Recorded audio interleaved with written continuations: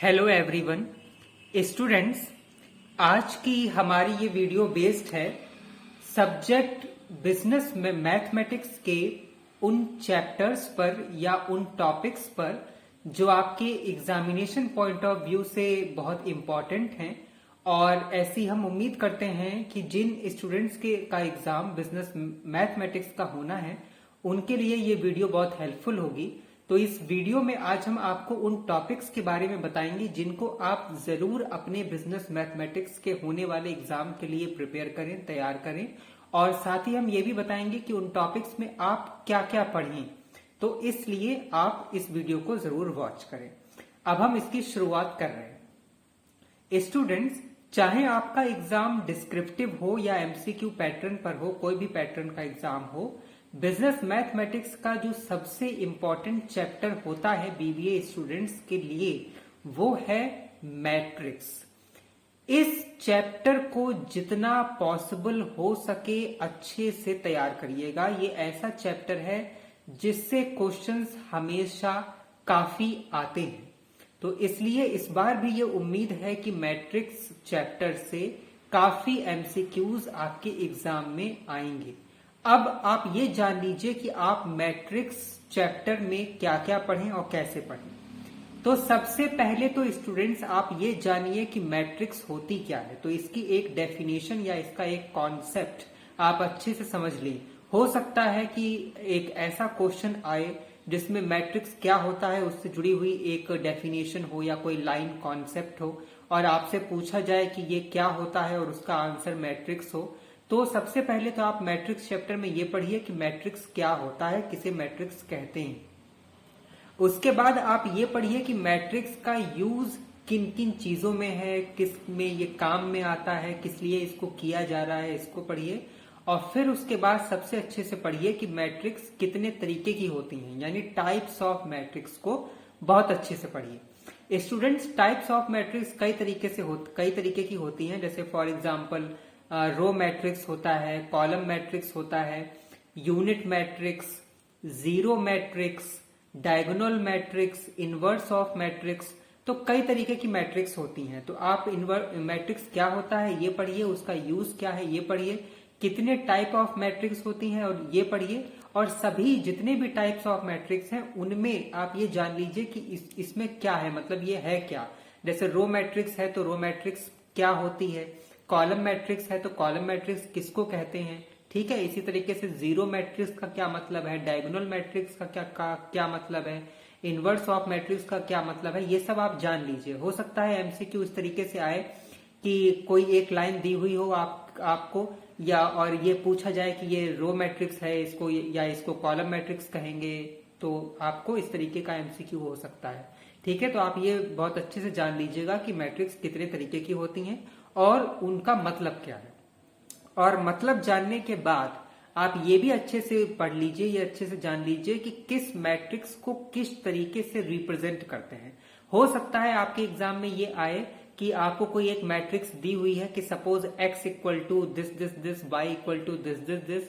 तो ये column matrix है या रो मैट्रिक्स है या डायगोनल है या जीरो है या कोई नहीं है, ठीक है। तो आप ये चीज अच्छे से जान लीजिए कि मैट्रिक्स क्या है, उसके यूज क्या है, कितने टाइप्स की मैट्रिक्स होती हैं, उसका मतलब क्या है और किस मैट्रिक्स को किस तरीके से लिखते हैं, यानी उसको किस तरीके से रिप्रेजेंट करते हैं, ठीक है।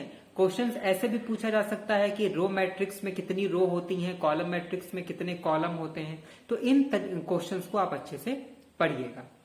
इनके अलावा मैट्रिक्स चैप्टर में आप पढ़िएगा मैट्रिक्स का एडिशन, उसका सब्सट्रैक्शन और उसका मल्टीप्लीकेशन।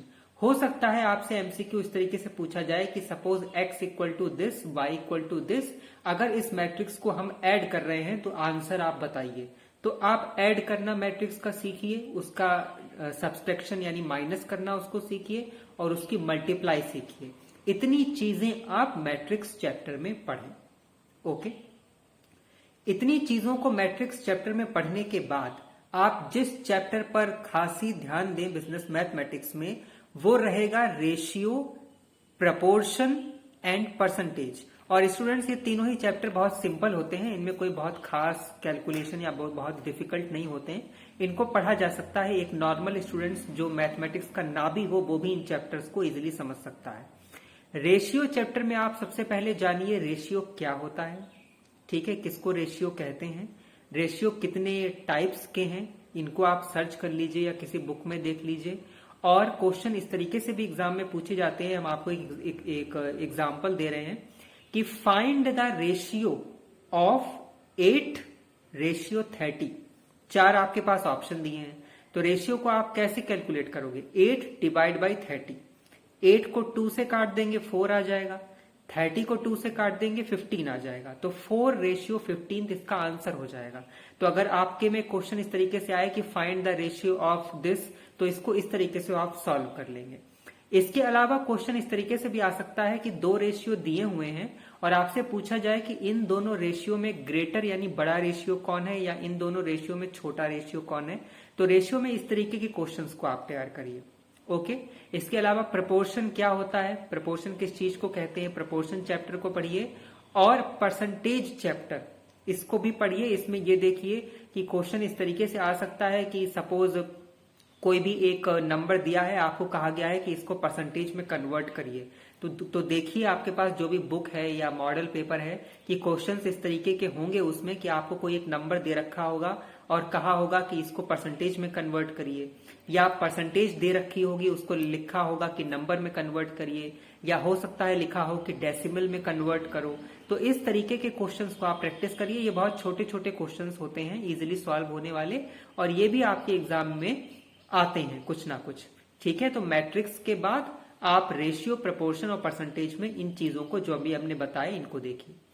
इसके अलावा आप पढ़िए सिंपल एंड कंपाउंड इंटरेस्ट। इसमें आप ये पढ़िए कि सिंपल इंटरेस्ट क्या होता है, कंपाउंड इंटरेस्ट क्या होता है, इनके फार्मूले क्या होते हैं, इनको पढ़िए। और आप ये भी ध्यान रखिए कि इनके जो फार्मूले हैं उनमें जो भी टर्म आया है, सपोज मान लें कि सिंपल इंटरेस्ट में PRT फार्मूले में ये 3 चीजें अगर आई, तो P का क्या मतलब है, R का क्या मतलब है, T का क्या मतलब है। ऐसे ही कंपाउंड इंटरेस्ट के फार्मूले में जो भी चीजें आ रही हैं उनका क्या मतलब है। इन सब चीजों को एक पेपर पर नोट करिए, प्रैक्टिस करिए, इनको याद करिए, ठीक है। तो मैट्रिक्स, फिर उसके बाद ratio, proportion, percentage, simple interest, compound interest, ठीक है। इनके बाद आप जिस चैप्टर को पढ़ें वो होगी सेट थ्योरी। इसमें पढ़िए सेट क्या होता है, सेट कितने टाइप्स के होते हैं, सेट थ्योरी किसको कहते हैं, यूनियन का क्या साइन है, इंटरसेक्शन का क्या साइन है।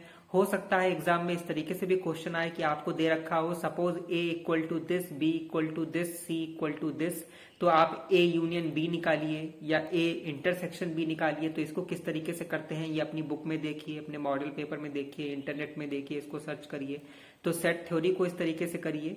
और फिर सबसे लास्ट में जो चैप्टर थोड़ा सा आपको टफ पड़ेगा और ये डिटेल्ड में भी होता है, जिसका नाम है डिफरेंशिएशन एंड इंटीग्रेशन।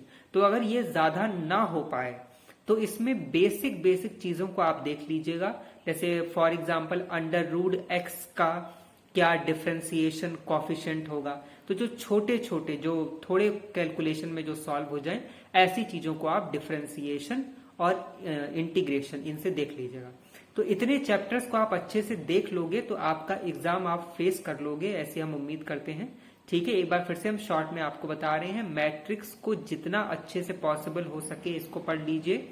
उसके बाद ratio, proportion, percentage, simple interest, compound interest, उसके बाद आप पढ़िएगा सेट थ्योरी, और लास्ट में डिफरेंशिएशन और इंटीग्रेशन, ठीक है। हम उम्मीद करते हैं कि आपके लिए ये वीडियो हेल्पफुल होगी और आप हमसे ऐसे ही जुड़े रहेंगे इसी उम्मीद के साथ। Stay tuned with us. Have a nice day. Thank you so much. Good luck for all your exam. Bye bye.